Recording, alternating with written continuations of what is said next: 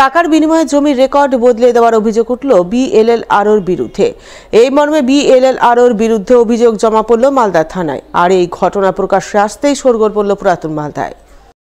জানা গেছে, বিএলএলআরওর বিরুদ্ধে যিনি মালদা থানায় লিখিত অভিযোগ দায়ের করেছেন তার নাম ফারুক হোসেন। তিনি পুরাতন মালদার মঙ্গলবাড়ি পাড়াসামুন্ডি এলাকার বাসিন্দা। তিনি ও তার ছেলের অভিযোগ, পুরাতন মালদার মৌলপুর মৌজায় দিল দিওয়ারা খাতুন নামে এক বৃদ্ধার 5.07 একর জমি রয়েছে। সেই জমির বর্তমান বাজার মূল্য প্রায় 20 কোটি টাকা। সেই জমির মালিক ওই বৃদ্ধার 2022 সালে মৃত্যু হয়। তিনি নিঃসন্তান ছিলেন, তাই তার সম্পত্তির দাবিদার হিসেবে সামনে আসেন মঙ্গলবাড়ি পাড়াসামুন্ডির বাসিন্দা ফারুক হোসেন। কিন্তু পুরাতন মালদা বিএলএলআরও সহ তার অনুগামী অফিসাররা মিলে কোনো রকম হিয়ারিং না করে সেই জমি তৃতীয় পক্ষের অন্য কারোর নামে অবৈধভাবে রেকর্ড করিয়ে দেন বলে অভিযোগ। তাই এই অভিযোগ নিয়ে সম্প্রতি মালদা থানায় বিএলএলআরওর বিরুদ্ধে লিখিত অভিযোগ দায়ের করেন অভিযোগকারী ফারুক হোসেন। 2022-এ মারা যায়।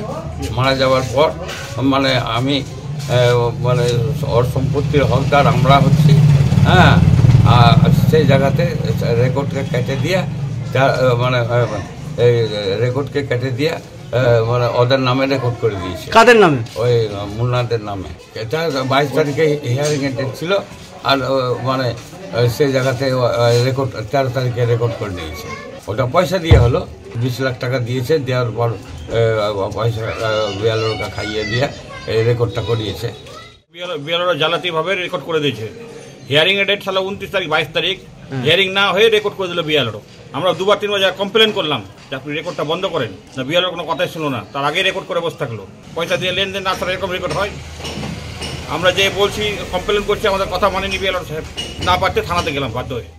এ বিষয়ে পুরাতন মালদা বিএলএলআরও বিপ্লব কুমার মণ্ডলকে ধরা হয়। তিনি বলেন, টাকার বিনিময়ে জমি রেকর্ড করানোর অভিযোগ পুরোপুরি মিথ্যা। তার বক্তব্য, দিলওয়ারা খাতুন নামে ওই বৃদ্ধা মৃত্যুর আগে অন্যের নামে পার্টিশন শুট করে দিয়েছেন। আদালত সেই পার্টিশনকে স্বীকৃতি দিয়েছে। সেই সমস্ত নথিপত্র দেখে জমি রেকর্ড করা হয়েছে। অভিযোগ যখন উঠলো তখন আমি কিন্তু ওনাদের কেসগুলো আমি কিন্তু নিজের হাতে দেখলাম, বের করে। সেখানে দেখলাম যেটা যে দিলারা খাতুন বলে একজন মহিলা, উনি মরার আগে ওর বোনের ছেলেদের কাছে একটা পার্টিশন শুট করে দেন এবং সেটা আদালত কিন্তু ওটাকে স্বীকৃতিও দেন। ঠিক আছে? এবং তার ভিত্তিতে এবং তারপরে আবার আড়াই সরজমিন এনকোয়ারি করে দেখেন, ওদের দখলেও আছে। হ্যাঁ, সেই ভিত্তিতে ওরা কেসগুলো ডিসপোজ করেছে, আমার রেভিনিউ অফিসার। আমি দেখলাম যে না, কেসগুলো এমনি সব মেরিট ঠিকই আছে।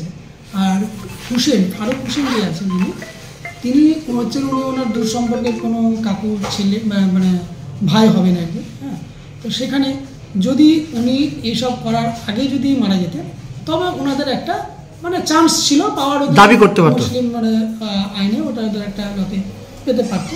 এবার যদি এই রেকর্ডের এগেনস্টে যদি ওনাদের কোনো যদি অভিযোগ থেকে থাকেন, ওনারা কিন্তু অ্যাপিলে যেতে পারেন, কোনো সমস্যা নেই। তো একেবারে ভিত্তি না। আর যদি আপনাদের যদি মনে হয় যে কতটা সত্যি, আমি তো 1 নম্বর এই কেসগুলো সম্বন্ধে জানি না, কারণ আমি এগুলো করি না বলো।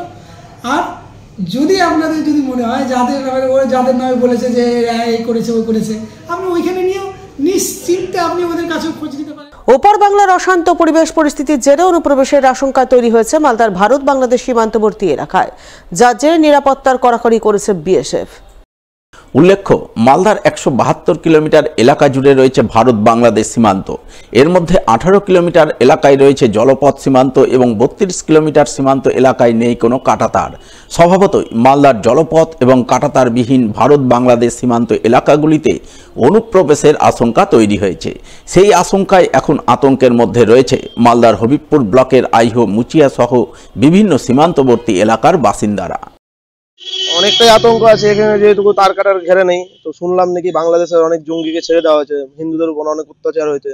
তো এদিকে কোনো তার কাটার ঘেরে নেই, জল পেরিয়ে অবশ্যই আসতে পারে। কিন্তু বিএসএফ এখানে যথেষ্টভাবে পাহারা আছে, তাই জন্য আমরা অনেকভাবে শান্তিতে আছি। কিন্তু বলা তো যায় না কখন কি হতে পারে। মালদার হবিবপুর ব্লকের ভারত বাংলাদেশ সীমান্তের আইহো এলাকার বাসিন্দাদের বক্তব্য, বর্তমানে বাংলাদেশে অস্থিরতা তৈরি হয়েছে। সেখানকার পরিবেশ পরিস্থিতি অশান্ত হয়ে উঠেছে, হিন্দুদের উপর নির্যাতন চলছে, এছাড়াও অনেক জঙ্গির জেল মুক্তি ঘটেছে বলে শুনতে পেয়েছেন। তাই তারা আতঙ্কের মধ্যে রয়েছেন, কারণ জলপথ পেরিয়ে বা কাঁটাতারবিহীন এলাকা দিয়ে ভারতে অনুপ্রবেশের আশঙ্কা রয়েছে। ইতিমধ্যেই সীমান্ত এলাকায় চুরি ছিনতাইয়ের মতো ঘটনা বেড়ে গেছে, তাই তারা যথেষ্টই আতঙ্কের মধ্যে আছেন। তবে আসার কথা, ইতিমধ্যেই বিএসএফ এর তরফে সীমান্ত এলাকায় নিরাপত্তা বাড়ানো হয়েছে। বিএসএফ জওয়ানরা সর্বক্ষণ সীমান্ত এলাকায় কড়া নজরদারি চালাচ্ছেন। আমাদের বাংলাদেশের এখানে পরিস্থিতি তো এরকম, তার ঘা কিছু তো এই করা আছে, কাটা আছে। বিএসএফ এখান থেকে তো সহযোগিতা করছে অনেক, কিন্তু আরও সমস্যা তো আরও সহযোগিতা করা উচিত, কারণ চোর টোর তো খুব বেড়ে গেছে। বাড়ি ঢুকে ঢুকে চুরি করছে, আর গয়না চুরি করছে, অনেক কিছু চুরি বেশি হচ্ছে। ওগুলো বাংলাদেশ থেকে আসার সম্ভাবনাটা মনে হচ্ছে, বাংলাদেশ থেকে মনে আসছে, এটা সম্ভাবনা মনে হচ্ছে। অনেক অনেক আতঙ্কতে আমরা আছি, কখন কি হয়ে যায় এটা বলা যায় না। দেশের নিরাপত্তা আছে, কিন্তু রাখতে বলে ভালো হয়। ওপার থেকে তো জঙ্গিরা তো বহুত রকম হিন্দুদের উপর অত্যাচার করছে, অত্যাচার করাতে ওপারতে জঙ্গিরা এপারে চলে আসতে পারে, কিন্তু যথারীতি আমাদের বিএসএফ যথেষ্ট পরিষেবা বাড়িয়ে দিয়েছে, বিএসএফ যথেষ্টভাবে পাহারা দিচ্ছে। তার জন্য আমরা কিছুটা নিশ্চিত আছি, সম্পূর্ণ নিশ্চিতভাবে নাই। বাই চান্স কখন ঢুকে যাবে বলা মুশকিল, এই নিয়ে আমরা খুব আতঙ্কের মধ্যেই আছি।